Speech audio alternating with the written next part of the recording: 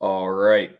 Welcome in, everybody. It is week one, the official all teams back college football. We're locked and loaded. We don't have to talk just about four games like we did last week. So we appreciate everyone who's tapped in. But if this is your first time with us this season, what we're going to be doing is we got a six pack of games to be talking about. And then we'll be dropping our best bets at the end, all powered by Daily Bread Media.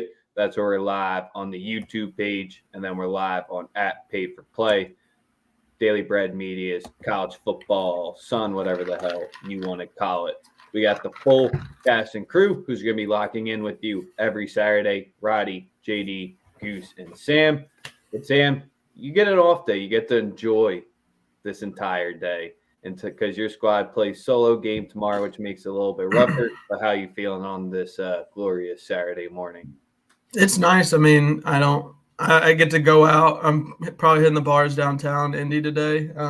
Get to go out and not have to worry about Notre Dame fans talking to me, I guess. I mean, they've been insufferable ever since this coaching change has happened. And I wouldn't want to be out in public as the only LSU fan in Indianapolis today. Well, Goose, one of the two guys rocking the ND gear, definitely one of the games on our six pack that we'll be covering. How you doing? Tie-dye means you're feeling great already. Yeah, man, I'm always feeling great. It's game day. I'll talk about the Rutgers game later. I will say, though, starting quarterback's out for the game. Noah Vedral, but it's game day. Oh, man. You sound somber, Goose. What the hell?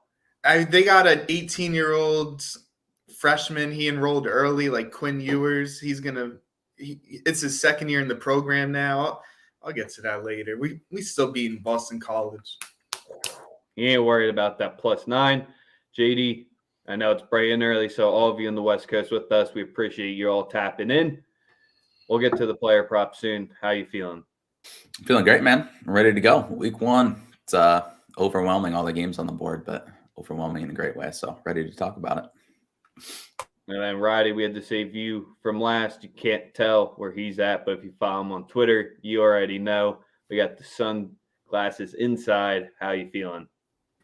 I'm feeling like I'm wearing sunglasses inside, baby. It's week one.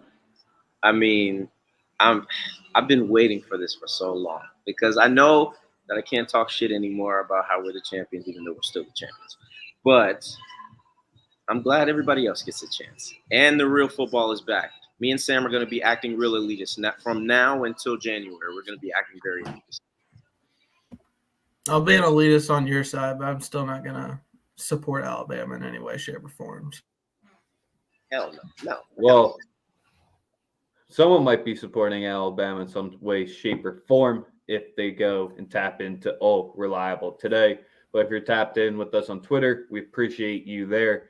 Tap the link if you want to be featured in the show. Drop your best bets, roast any of our plays. If you're an alum or you got any insider information, always share the wealth. We got the #1 subs out there. So make sure you're dropping all you want to be dropping in there.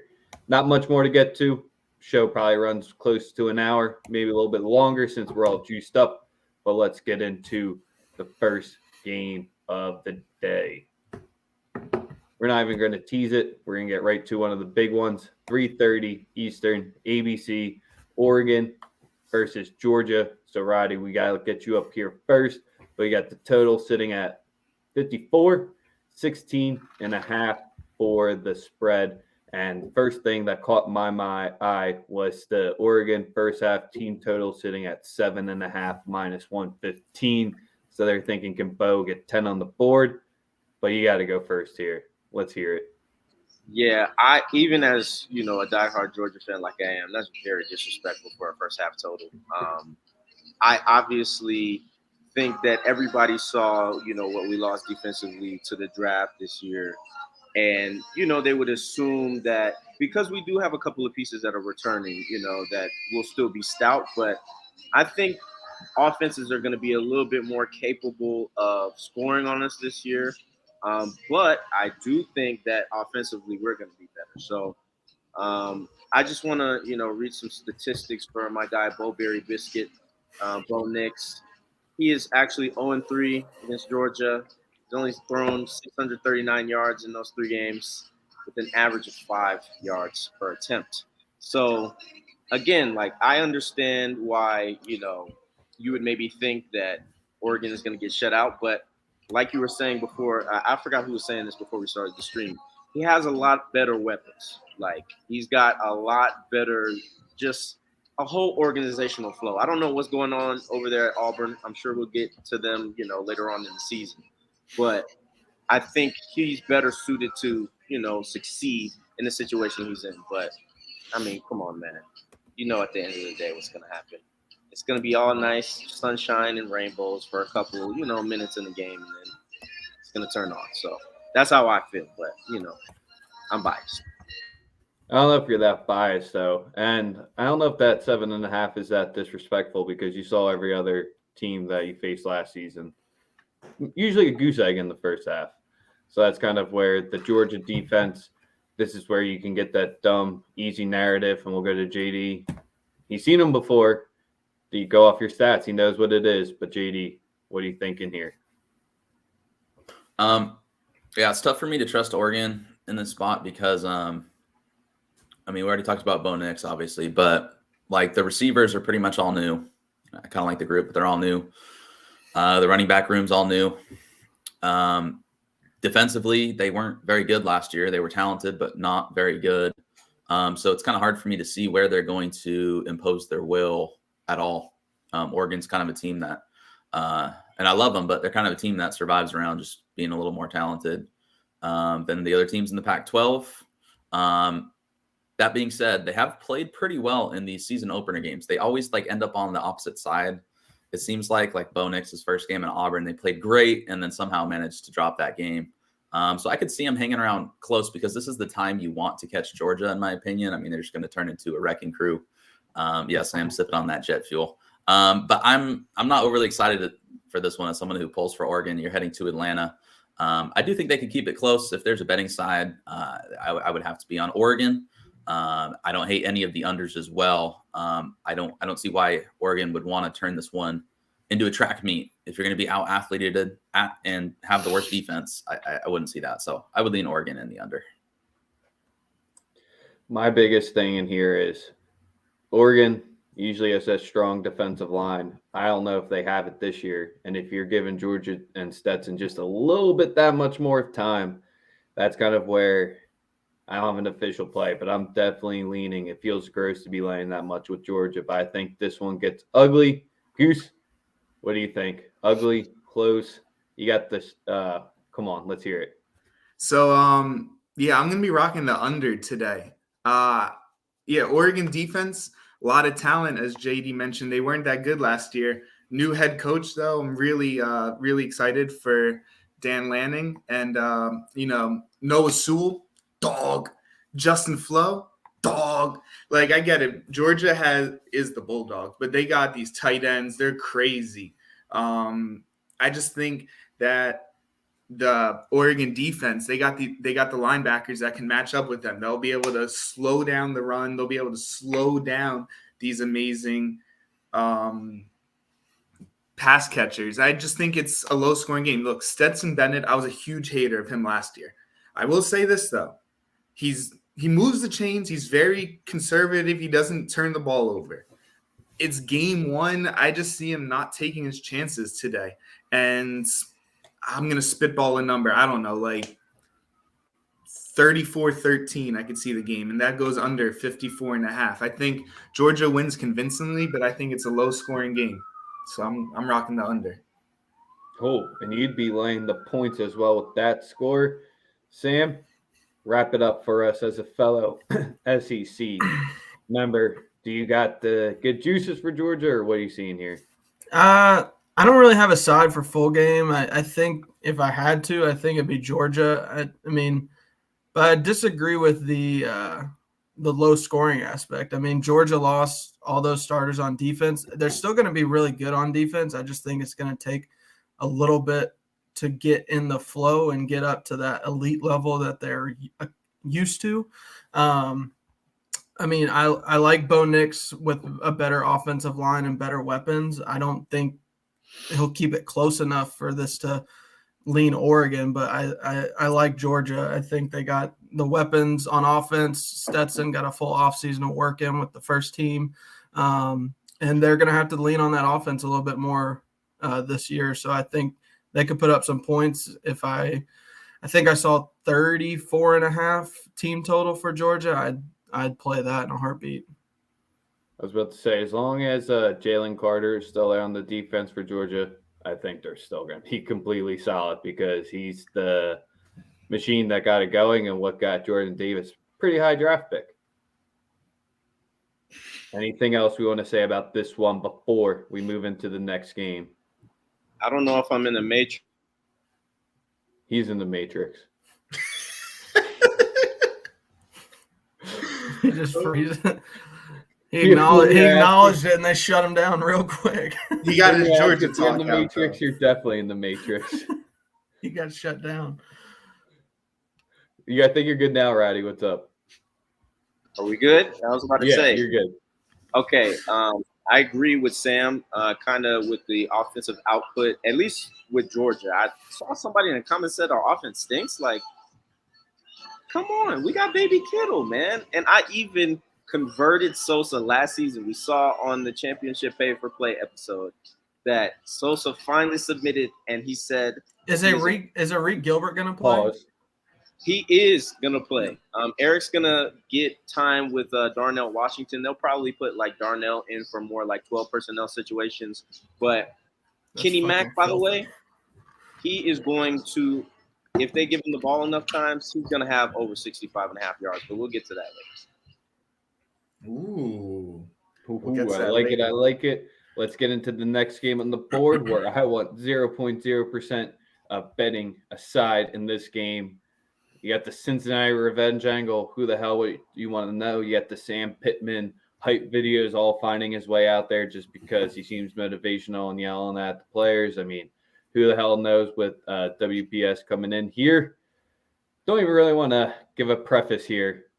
Sam, you're going back to back since you know Arkansas and you hate Cincinnati. Let's hear it. I don't know why this line is this close. I just don't get it. Cincinnati lost everyone from that team last year. I get it. They're gonna reload better than most Group of 5 teams that come off a playoff appearance would, but they're just not. I don't see how they can hang with Arkansas on this one. They gave up 300 rushing yards to a bad rushing Alabama team last year in the playoff. Arkansas was one of the best rushing teams in the country, if not the best. And they returned 4 of their 5 offensive linemen. They got KJ back. They got the running backs back. They're going to run all over them. I mean, I've got a sprinkle on Arkansas minus 13.5 for plus 182, but I'm definitely taking full game Arkansas minus 6.5. Wow. Right to the point. JD, got to come with you next because is Sam disrespecting Ben Bryant if he's going to be even the starter today, Luke Fickell, or are you in the same way and rolling with the Hogs? I'm rolling with the Hogs in this one. I mean, I like the Hogs. I've made that well known before, but I was really high on Cincinnati last year. I mean, they beat Notre Dame, and I remember they were like neck and neck with Oregon for a while, and I'm like, dude, Cincinnati's a lot better than Oregon. That was a really good Cincinnati team. I love the program. I love Luke Fickell. This is a terrible spot for them. Okay, you're hitting the road, play an SEC team. That, as Sam mentioned, everything's back. They're going to run the crap out of the ball. Cincinnati couldn't defend the rush last year. They lose their entire secondary to the NFL.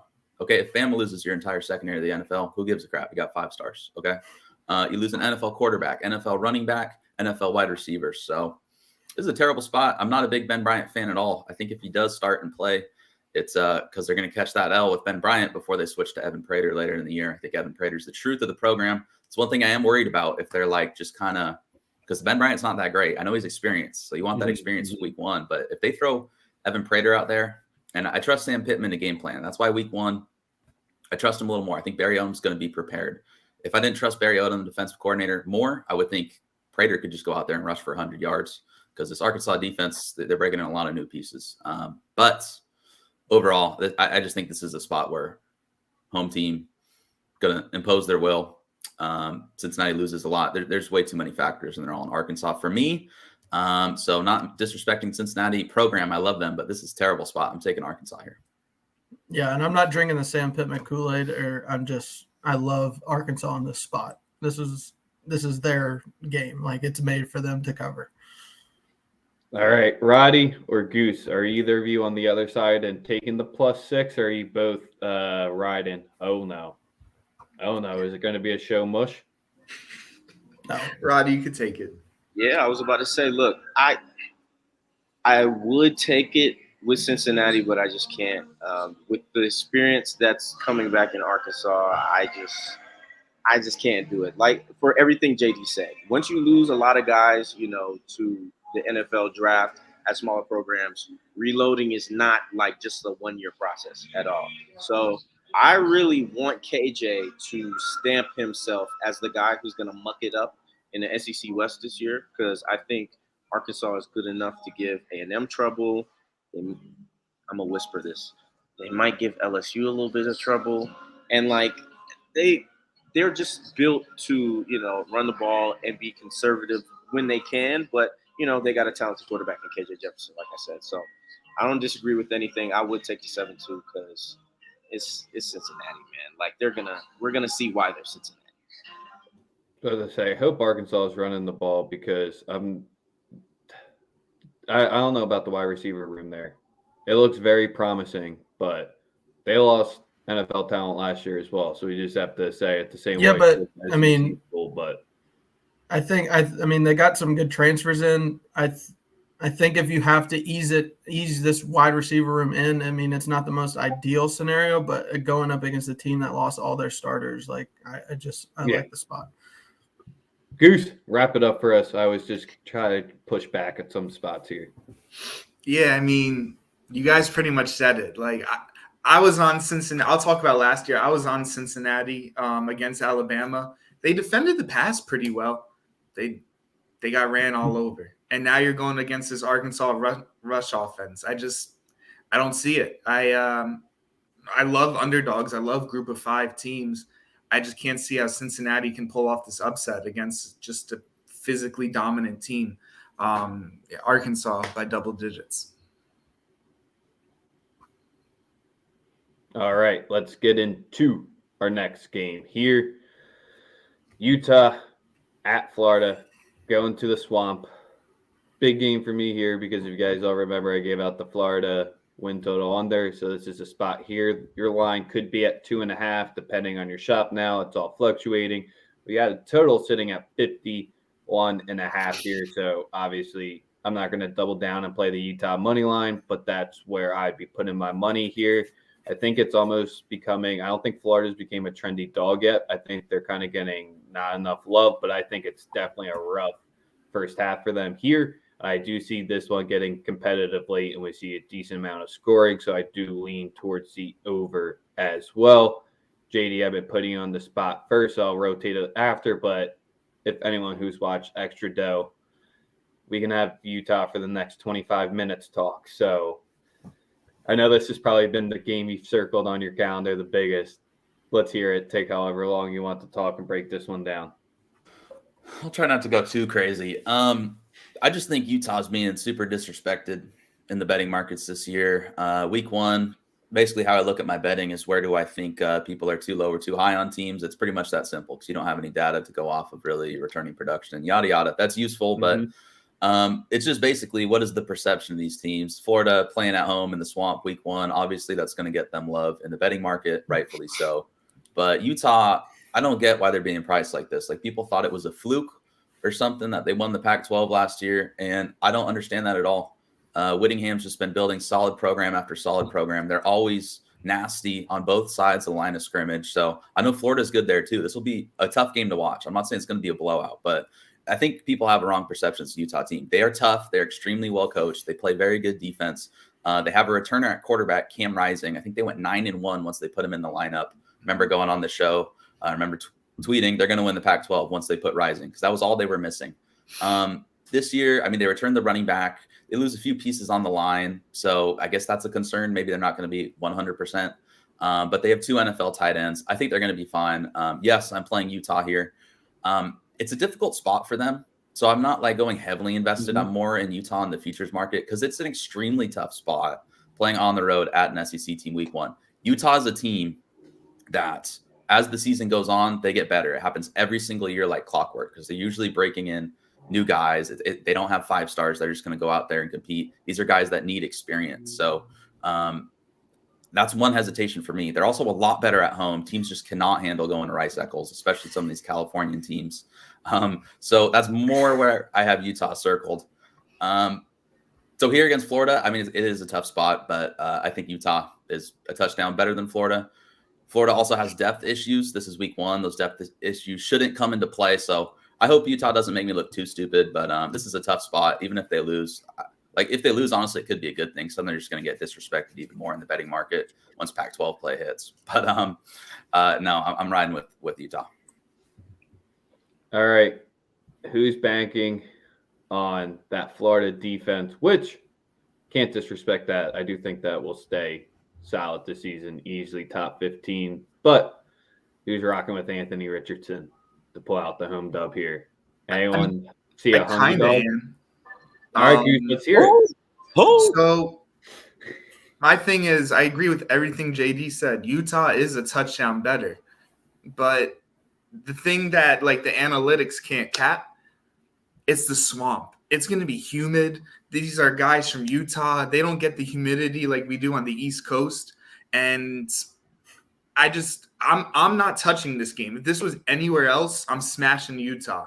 But because it's in the swamp, because it's going to be humid, it's a night game. Florida crowd's going to go crazy. They have a new era. Billy Napier is that dude. He's going to be a great coach for them in the future once he gets his guys in.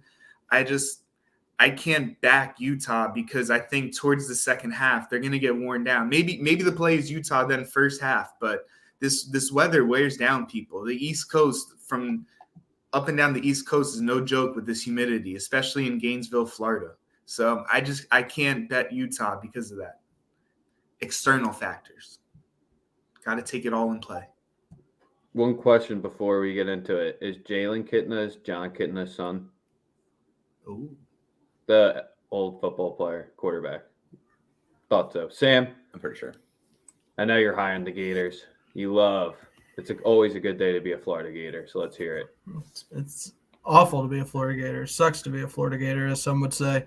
I love Utah in the spot. I mean, I know this doesn't affect them in the Pac-12 standings at all, but this is a middle-of-the-road SEC team. If the best team in the Pac-12, I just think it's a bad look for the Pac-12 overall if they can't even go into the swamp and beat a team they're clearly better than. I know it's the swamp. I know Florida has a good home environment. I don't trust Anthony Richardson enough as full-time QB. I mean, he came in early last year and got a lot of big play touchdowns, but whenever he had to step in and play full games, he wasn't that great. He'll put up numbers, I'm sure, but I like Utah to win by more than a field goal. Yeah. All right. Roddy, wrap it up for us here. It's disrespectful. I think this line should be at least 3, 3.5 for Utah. I really don't believe in Anthony Richardson either. I get that, you know what I'm saying, this is a hater bet, and I understand that, all right? I'm not shying away from it. I hate the Florida Gators. But I do agree with Goose. Once he gets his guys in there, I think Billy Napier is going to be a good coach for them. But at their current, status, no, I don't think they have enough. And especially with Utah, they took – I mean, all I had to see was that Ohio State game in the Rose Bowl last year for me to fully believe in what Kyle Whittingham is doing out there. So having some of those guys coming back, like JD was saying, it's going to be useful. So I think this is at least a touchdown win for Utah or more. It should be. So I don't know why it's at 1.5, but I guess, like you said, it's the swamp at night, but swamp is in shambles, baby. It's in shambles. It's not 80% humidity still. They're down I bad. looked it up. And I love to see it. Love to see it. Prayed on their downfall. An active participant in it. I just love to see it. Love to see it. Showing up with the peace sign by the grave. All right. Time to get to the big one of the day. Yeah. Ohio State, Notre Dame. You got this point spread sitting at 15.5, 16, depending where you're looking. Somewhere sitting around that 59 number to 60 number as well. Whew. I don't know what to say. We're going to make Goose and JD definitely wait all the way till the end on this one here, especially because I'm very pro Buckeye in this spot. Lane 16 just feels a little too gross. I'm not trying to target a first half here. I'm going to get a little bit more creative. But, Roddy, let's keep you on the clock here. Who you targeting? Because I know you already have a ticket placed on this one in Vegas. Look, so I know I'm going to sound like Captain Obvious when I say this, but I think once the season is done, there is going to be no doubt that CJ Stroud is going to be QB1. And I know I sound like Captain Obvious, but there are people who really think Bryce Young is better than him. And I will encourage y'all who think that to go back and watch some of the throws that CJ Stroud was able to make last year. Like, it's insane. So him having Jackson Smith and Jigba back, I mean, Ryan Day is like one of the best offensive coordinators, I think, in all of college football. I would argue he might be better than your boy that's in Southern California. That's a different story. I just, again, laying the 15.5 is going to be nasty. It's going to feel gross, but it's probably the right thing to do. I see this as a bloodbath. Hopefully Sosa has clicked off of the stream by now and he doesn't have to hear this. But I don't see them having a chance of doing anything. I think Ohio State is going to be a freight train this year because I think they did have the talent offensively last year, but the defense just consistently let them down, especially in that Oregon game. So I have Ohio State. If you're not scared and not going to church tomorrow, then take that 15.5 because I don't see this being close at all. I'll say my nice words about Notre Dame real quick.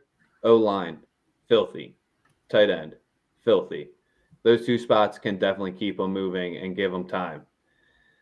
QB play, I don't know how much I'm going to be able to trust in that. Sam, especially in this type of spot, this type of environment in the shoe, let's keep rattling on Notre Dame until we get the two homers talking.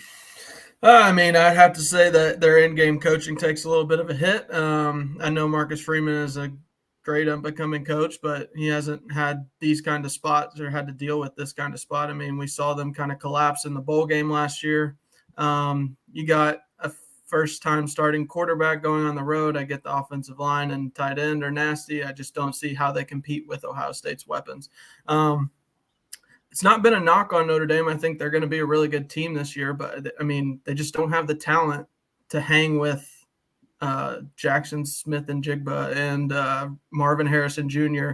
and Travion Henderson. Like, they just don't have those guys. So I don't know how I haven't put Ohio State minus 15.5 yet, but I mean, by game time when the drinks are flowing, I'm definitely playing that shit. All right. We got three of us. Oh, and I do have the over, by the way. I think Ohio State's going to be able to score 45 easy. And thank you for all of us who's tapped in. We're about 30 minutes into the show. We're going to continue with the Notre Dame part. We get to our best bets in the end. We got 2 games left to talk about after this. So be dropping your best bets in the chat. Be dropping any questions, any player prop questions, any DFS stuff. We can start it. We'll rattle it off at the end. But give us that like, retweet, follow, sub. And yes, if you're on Twitter, hit the link to jump into the YouTube if you want to be featured and drop today's show for saying some outrageous stuff like we just made JD sit there. I'm just making him sit here longer so he can't fight Notre Dame back. Goose, what do you got for us? Oh, no. Oh, thank God there's a shirt. Oh. I didn't think there was a shirt on under that at first. I got real nervous. Good thing I clicked this is not for kids on YouTube. Man. Nah, I'll say this, though. Shout out CJ Stroud. Like, did any of y'all see that NIL thing he did? He gave each one of his 120 teammates a $500 gift card to go get a nice suit. Like, that's just dope. I get it. Like, NIL, it's awesome. That's why it's needed, because we could do something like that.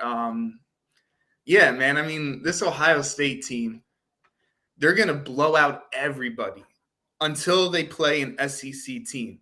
because they're just faster than everyone. Yeah, until they play Georgia or Alabama, this Ohio State team's going to run through it. I will say this, though. I'm on the over. I'm not even on Ohio State. That's why I Because, got both shirts. The over. yeah, I'm on the over. Because at the end of the day, the Ohio State defense is a little softer. For a top 10 team, they're pretty soft on defense. Notre Dame should be able to run it on them. I just hope they don't get down too quickly that they have to abandon the run. Because if they can run it, keep it just a little closer, the over is going to hit easily, I think. These two teams are going to combine for like 70 points, I think. This is going to be some fireworks. I think Ohio State pulls away because when you have CJ Stroud, when you have Henderson, when you have the two receivers in Jigba and Marvin Harrison Jr., like you're going to put up 40 a game. And then I just need Notre Dame to score about 3 times, and I think they can because they do have talent. So give me the over. But Ohio State probably blows them out. I'm going to make JD wait just a little bit longer. I like the hire of Jim Knowles, but I think it's something that Ohio State's defense gets better over the season, and they're just not there tonight. Soft, though, a little soft in the trenches. Well, the Notre Dame defense got the most disrespected thing out of all I've heard there. JD, let's hear it. What are you liking? What are you playing? I'm like Notre Dame money line. Yeah, let's hear it. I like it. No, I'm kidding. I was about to say, if you gave us some good reasoning, man. No, Goose is my enemy forever. That's all you guys need to know about this one. I thought we were friends. Goose, nice knowing you. No, I think this is a really bad spot for Notre Dame. I have no expectations for this game. Obviously, I'll watch it, but I think it might be a rough Saturday watching because everything you guys have mentioned. This Notre Dame offense, I'm concerned. Like, I think Jim Knowles is going to kind of show out here. Shout out my buddy CFF Nate on Twitter. He posted this. So last year, Oklahoma State's defense was amazing, right? 17 points per game, 278 yards allowed per game. And then since he's left, we've seen Oklahoma in 2 games, one versus Notre Dame. That was not Jim Knowles. People tried to yell at me on YouTube when I talked about this. So the last time Jim Knowles played Notre Dame in the bowl game, he got routed. No, that wasn't Jim Knowles. He was already hired at Ohio State. So don't handicap that way. And then they played Central Michigan just this past Thursday, and they allowed a ton of points. So they've given up 40 points per game, 548 yards per game since he left. So I think Jim Knowles is the real deal. Hearing the way people talk about him, I already know they're talented. What impressed me is how he stopped the run at Oklahoma State, and with the talent he has at Ohio State, I think this Notre Dame team, I think it's fairly simple to game plan against them in this game. On the road, Tyler Buckner can run, but passing the ball, I mean, he's going to throw some picks if you let him throw the ball out there. This kid has no experience. He didn't even play that much in high school because he was injured one year and lost another year to COVID. I think he threw 38 passes last year. I think it's easy to game plan. I think you stack the box. Notre Dame is extremely thin at wide receiver. Lorenzo Styles is about all they have out there. Michael Myers, obviously amazing, but he's not exactly a field stretcher, right? So I think it's fairly simple. I think More you just force. Slasher. What's that? Michael Myers, definitely more of a slasher. It's not his season yet. It's almost October. I think this Notre Dame, it's fairly simple to game plan. Offensive line is the huge strength, but their best one is probably going to miss this game, Jarrett Patterson. So I don't see him running the ball super well. I think they have to stay in this game. I could see them keeping it close for a little bit. Defensively, they're solid up front. Ohio State might not be able to run the ball that well, but over 4 quarters, CJ Stroud, Marvin Harrison Jr., Jackson Smith, and Jigba, Notre Dame's not going to be able to cover those guys over 4 quarters. So I definitely think Ohio State is the side. In this one, I'm obviously not playing it. I don't bet on my teams, but yeah, I think it's going to be a tough one, man. I think taking a step back from Brian Kelly, I think we're going to see it here. I really hope not, but I think we're going to see it week 1. Let's final game of this, or 2 more games. Sorry, 2 more after this, and then we'll get to our best bets. Sam, we'll have to make you go last for this one here. Florida State, LSU. Yes, this game is Sunday. Then we're going to talk the Monday game real quick. Roddy, lead us off here. Is the Brian Kelly era going to start with the dub? So I think it will. I'm interested to see who starts at quarterback. Sam, I don't know why your coach was like, well, we'll reveal it, when it's time to reveal it. Like I don't understand that. It's just Florida State. Maybe I'm disrespecting Florida State in that, but I mean, I think LSU is more talented than them, even though, obviously last year was a down year. But anytime you see, you guys be within 6 points of Alabama, at the end of the game, I think you have something to look forward to at least. So I hope the starter is Jaden Daniels. Sorry. I want to see what my guy Keyshawn Butte does because I definitely think he's a dog. And I think this should be an LSU victory, but Florida State is a little bit slept on. I will say that. I won't say it's going to be a crazy blowout. I think it's going to be a close game, actually. So I have no play officially, but I think this is an LSU win overall. Goose, you got any faith in Norvell? Nah. What was I gonna say? So I don't really have much on this game. I just saw one stat that I really liked. If you play week 0, you're against a team.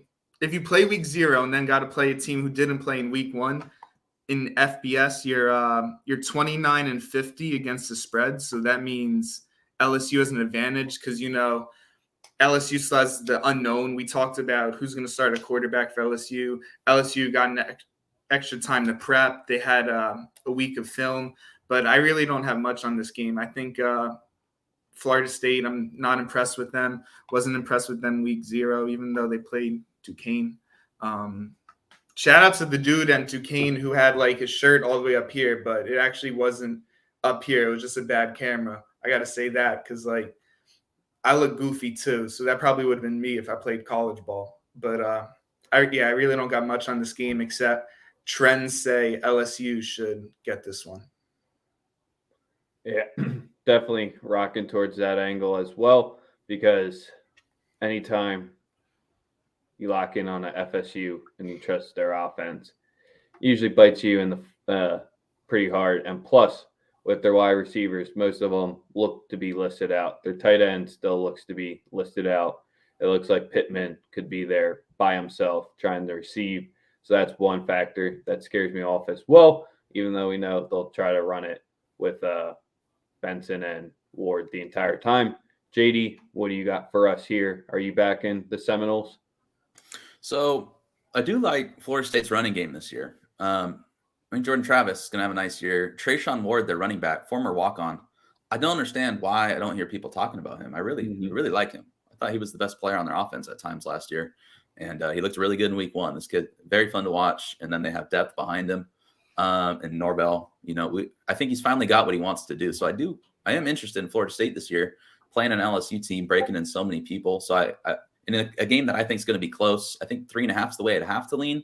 But matchup wise, I mean, Sam's probably going to talk about this, but LSU is pretty nasty up front. I really like their defensive front. And I mean, that's how you're going to shut down this Florida State attack, right? And then Florida State's top wide receiver also got hurt in week 1. So I'm not sure what they're going to do to throw the ball on LSU, where I think LSU might be more vulnerable to start the year. So matchup wise, I definitely lean LSU. And since I was leaning FSU against the points, that just makes it a wash for me. I'm going to sit back and watch. Yep. Sam, I got the -3. I can't lie. I just don't want to put it in the sheet to make you happy. Let's hear it. Yeah, I mean, I like Roddy said, I think Brian Kelly, I think he openly admitted like he's just not announcing the quarterback for a tactical advantage because Florida State got to play week 0. This is the only tactical advantage that LSU can have, not knowing who's going to start quarterback. But it's going to be Jaden Daniels. He started 30 games over his college career. Nuss has started like 1 and got some backup action in like 4 other games. So it's going to be Jaden Daniels. He just gives you more of a dual threat ability. And with an offensive line that has some questions, I think they'll be all right as the year progresses, but I don't think I think Florida State has a better defensive line than LSU has a better offensive line. And like JD said, the front of LSU's defense it's the strength of the team. Like I saw Florida State giving up like 4 yards of push against Duquesne.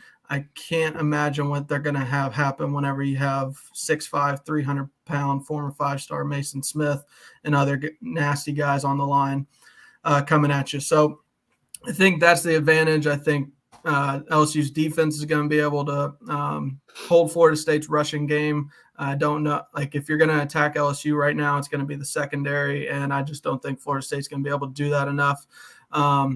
You lose John Emery, your supposed starting running back, but you still have Noah Kane, transfer from Penn State, and Armani Goodwin. I think Jaden's going to be able to have like some true NFL weapons on his side, like he did his freshman year. Whenever he was definitely his best season at Arizona State. So I mean, I think he'll play fine, and I don't think it's going to be a blowout. But I think LSU could win by 10. So.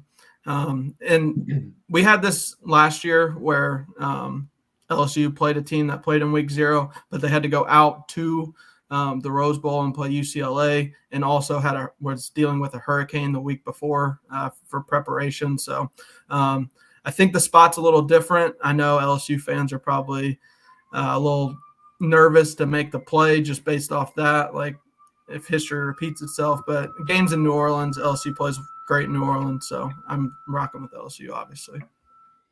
Yeah, and Brian Kelly doesn't lose these games. He just loses to other SEC schools.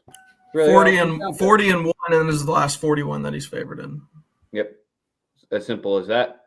I'm gonna ride that hype and hit out that he'll get LSU. Maybe this season won't get to the usual 9+ wins that he does, but definitely think he starts off the season strong. Last game, and then we'll get into our best bets. Give us that like, follow, retweet, sub. All of our Twitter handles are below our head, so if you want to give us a follow there too, that would be great. What a terrible Monday Night Football game to give us there. Easiest way to put it there, because are they going to run the ball? I think we might see 20 total passes this entire game. I think Clemson's going to get in and out, not try to make it too dirty. The 24 is a weird number because I'm going to be looking to try to potentially back Clemson this season, just because Dabo has all the pinboard material that he needs, and this defensive line is just completely filthy. And when you have this level D-line, it's just a whole talent level better than everyone not in the SEC. So this is where I think Clemson, even though their quarterback might make it a little bit more complicated, he just got chipped, then you might get a little bit more complicated. Same thing. I have it right here too. Might get a little bit more complicated than need to, but I think Clemson should roll this game. I don't have any faith in the Jackets. Goose, let's hear it. Yeah, I'm backing Clemson. I'm gonna just back them first half though. It's minus 12.5 right now on FanDuel. I don't see how Georgia scores more than 7, or Georgia Tech, sorry, in the first half. This Clemson defense is gross. They're loaded. Georgia Tech, big run team. They're not going to be able to run against Clemson. And then with all the action that Clemson's going to have getting the ball back from stopping Georgia Tech, I think the offense is going to be improved. Look, DJ Uiagalelei, he was a little bad last year, but I won't front. But he has Cade Klubnik right behind him. He had a full offseason to forget about that. He played well 2 years ago. He had 6 touchdowns in 2 games 2 years ago. I think this Clemson offense is going to improve a lot. And yeah, they'll at least get 21 the first half. If I don't think Georgia Tech gets more than 7, 21-7, that covers your first half spread. Then I think Klubnik gets some reps in the second half. So I don't want to take the full game. I think Georgia Tech can get a late touchdown when Clemson rests their starters. Who else got something for this game? Roddy, let's hear from you.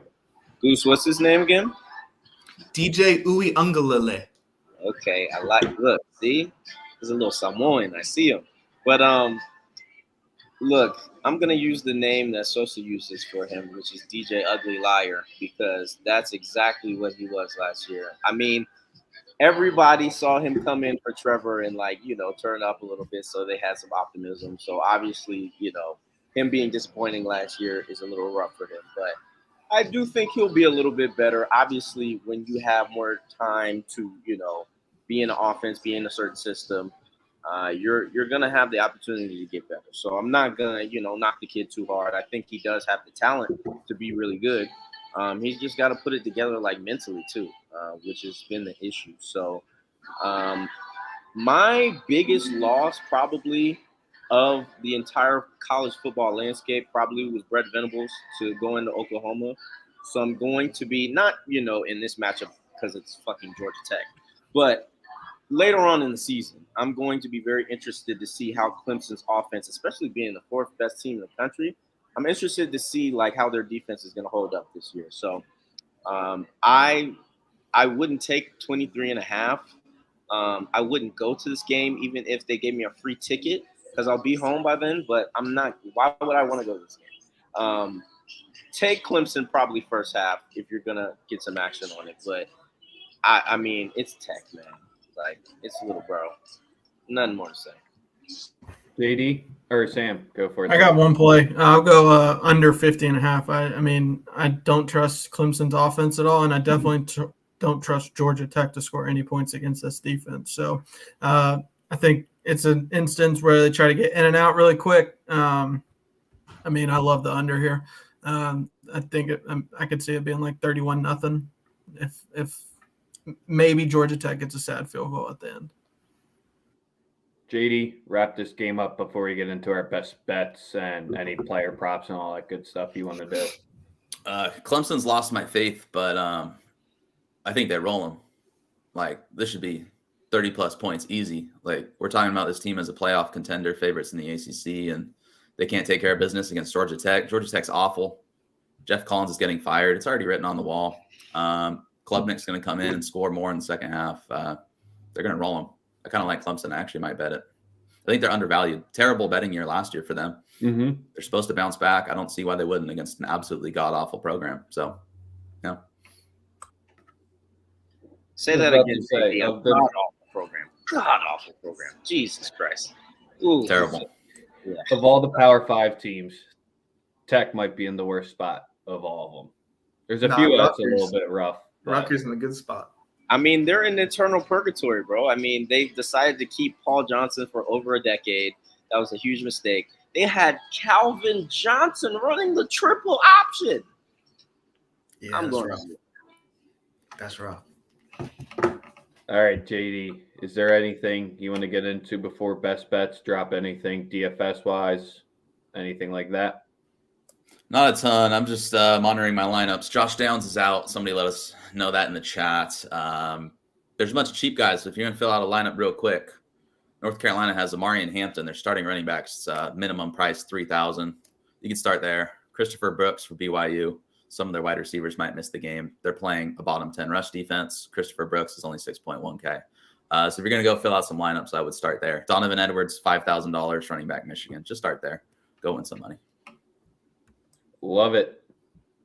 Let's get to the best bets, our favorite time. We'll rattle off the plays that we had or rattle off some games that we didn't get to talk about. So we'll hit on most of your questions that I saw came in. Most of us have a play on one of those games.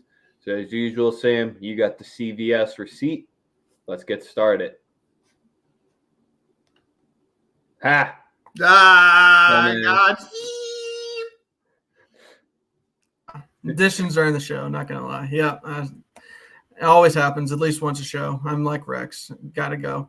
But, yeah, we'll just rattle off the quick ones from what games we already talked about. Arkansas -6.5.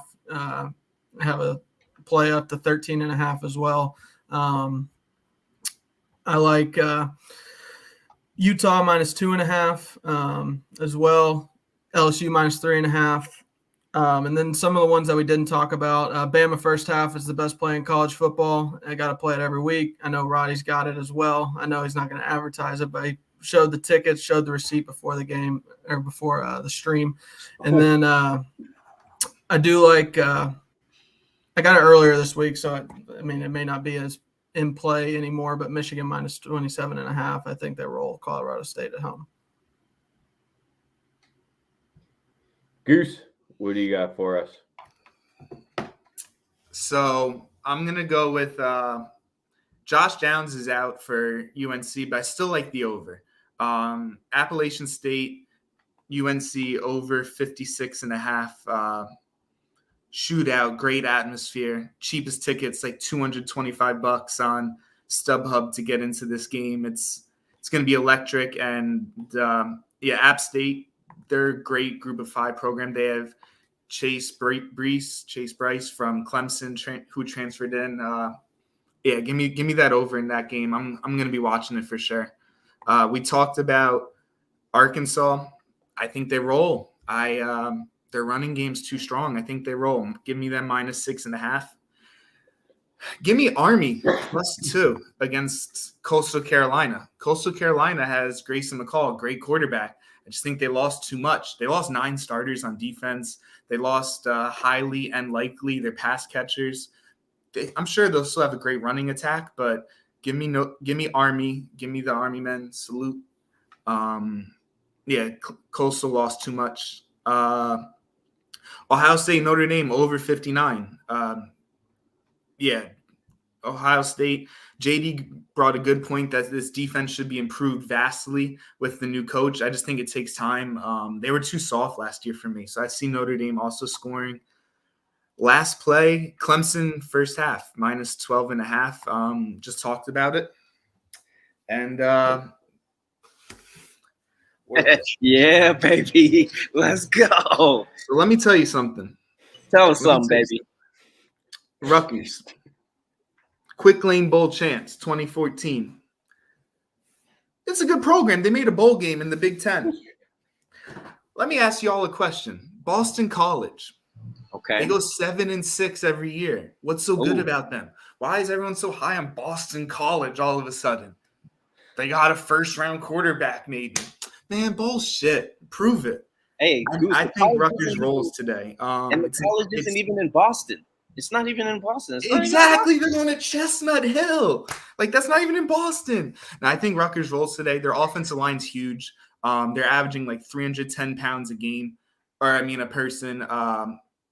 Adam Corsack is the best punter in the nation, college or pros. The dude just pins people in the 5-yard line. Just watch him today. ACC Network, watch him.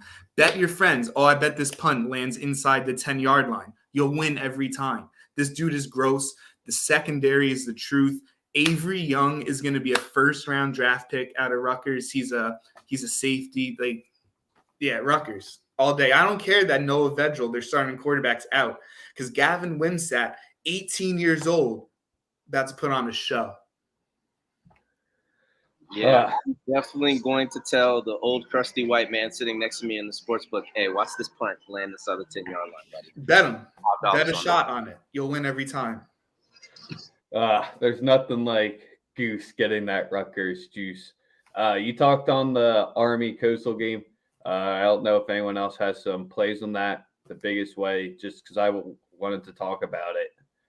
I like how you're going against the grain. I feel like every casual probably has already locked in Coastal because they're laying less than a touchdown. It's just how much time did they plan for that triple option. Nothing better than catching a triple option team on the first game of the season, but still something they got to plan for. JD, let's hear your plays for today. Yeah, and one on that, Braden Bennett, they're starting running back for Coastal, supposed to have a big season. He's questionable. That just popped up yesterday, so big one to watch because they already lose pretty much their whole team from a year ago, and now one of their stars might be out. Something to monitor there. All right, I went 4-1 last week, so hopefully we keep it rolling. Not gonna happen every week, but I got a decent amount of plays here. I have 2 FCS schools I'm betting. South Dakota State +14 against Iowa. South Dakota State makes the semifinals every year in the FCS ranks, and they play the FBS teams pretty well. And Iowa, every single one of their games is close. I don't see why it'd be different. And Iowa's starting running back is just announced out. I'm also playing UC Davis +17.5 against Cal Berkeley. Cal Berkeley's offense is not, in fact, an offense. UC Davis thinks they have the best team in program history, and they return a lot. I think it's going to be a close game. And these FCS schools are playing really well. William and Mary just beat Charlotte last night because they got a lot of transfers. The transfer market, I think, is making the FCS teams better. That's something to monitor. Arkansas, I'm laying it. Already talked about that one.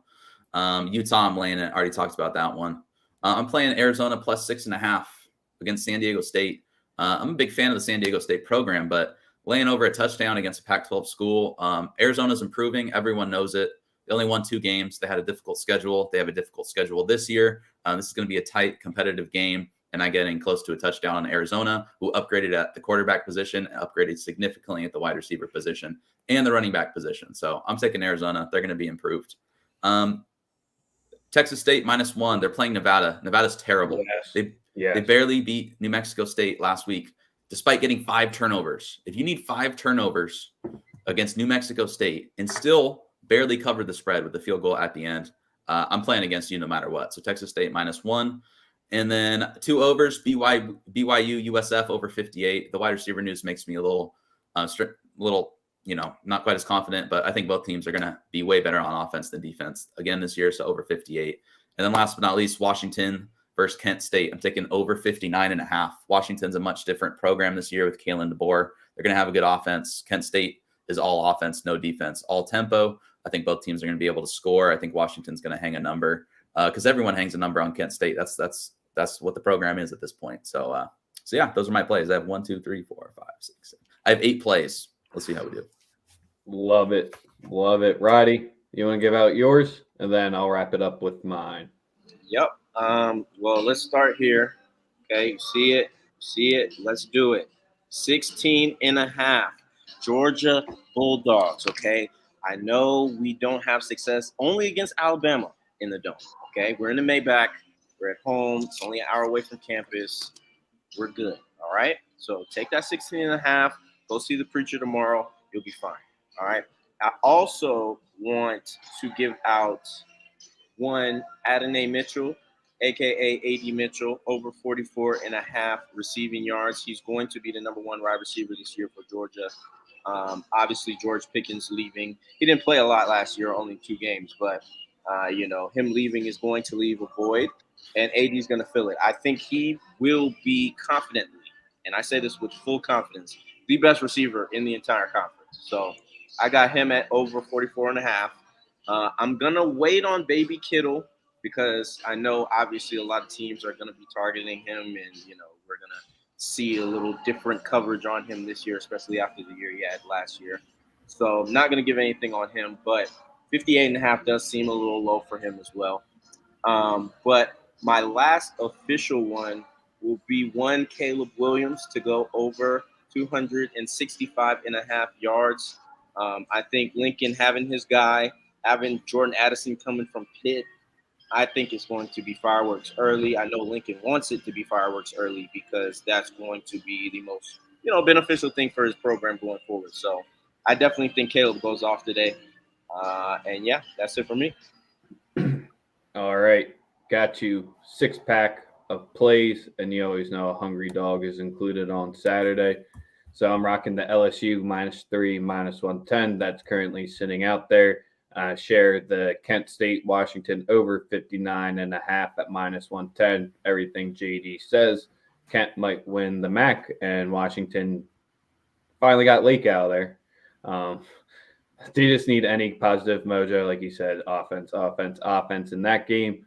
Surprised that no one mentioned this game at all, and that's why I love it. UCLA first half -14, -110. Chip loves where he's currently sitting. Nothing, no hype, nothing around this program right now. I think they remind them and just put a beat down today. Lean to 23, lean the team total over. I think UCLA in any shape or way is the way to go in that one. USF, South Florida, +12, -110. I'd play anything above +10. This is if Puka and Gunner are out. I love it. If those two are playing, kind of sucks with like a 14 at that point because you're kind of in that dead number. So this number will keep moving until you get the news on those two. So you can wait for live. You can lock in based off that. And then you can go with Goose's humidity thing because you got BYU going down to South Florida. Oh, I didn't see that one. See, Goose? It's I got you covered. Always got your back. I love Syracuse, Louisville, over 57, -110. Think that one's pretty simple. Love the over here. And then debating between the two hungry dogs. JD is making me want to lean to the Arizona play because I like them, but they're going somewhere different. It's the fishiest line sitting out there on the board today, in my opinion. UTSA money line plus 160. They're plus 4 dogs with Houston coming in. I'm just going to back the home dogs here in the in-state rivalry. I believe the quarterback for UTSA, Harris, has the goods. Not going to believe in Tune yet, even though Tune has shown he's completely hit or miss. UTSA's defense might have to suck some up. They're definitely going to be losing at one point. They are the underdog for a reason, but the offense should keep rolling, so you could potentially just play the over here as well. But UTSA money line plus 160. Other than that, you already know the ticker was going down at the bottom. If you tapped in late, we covered 6 full games. We just gave out our best bets with that going down at the bottom. You'll see us live next Saturday as well. We covered the LSU game for tomorrow, the Clemson game for Monday, so plenty of action as well. JD has his DFS one. You got like 15 minutes to run through that video. Best of luck if you try to do that at this point. We appreciate everyone tapping in each Saturday morning with us. If it's your first one, we appreciate it. Give us that like, retweet, follow, sub. Let's have ourselves a day. Peace out until next week. We appreciate it. Let's go win some